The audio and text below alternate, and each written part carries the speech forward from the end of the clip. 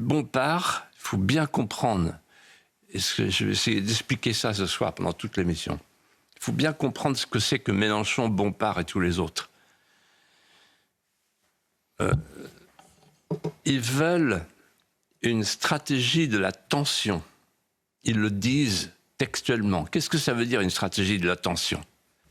C'est que pour exister, il faut accabler l'adversaire, le trouver, le retrouver, le désigner, et ensuite tout conflictualiser, comme ils disent.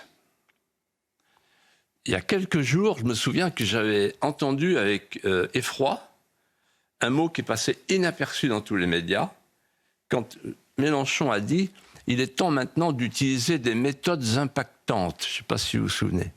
Des méthodes impactantes. Impact, point d'impact. Là, ils les ont trouvées, les méthodes impactantes. Avec le pied sur le crâne d'un enfant de 23 ans. C'est horrible. Donc la stratégie de la tension, c'est-à-dire qu'il n'existe, LFI n'existe que par la stratégie de la tension. Et là, je voudrais dire que tout le monde s'est fait piéger depuis des années par la dialectique fa-antifa. Antifa-fa. Antifa, antifasciste, donc fasciste. Tout le monde s'est fait piéger parce que finalement, à partir du moment où on accepte qu'il y ait des antifas, qu'on les désigne ainsi sur tous les médias, y compris CNews, parce que personne ne peut faire autrement, il faudrait mettre des guillemets. On dit, il y a les antifas, et voilà.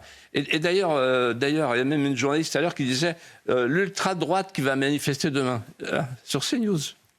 Donc, en fait, on est tous pris dans une propagande totalitaire qui est fondée sur une dialectique qui a été remarquablement dénoncée par un historien, le professeur Jacques de Saint-Victor, éminent historien, dans le Figaro de ce matin.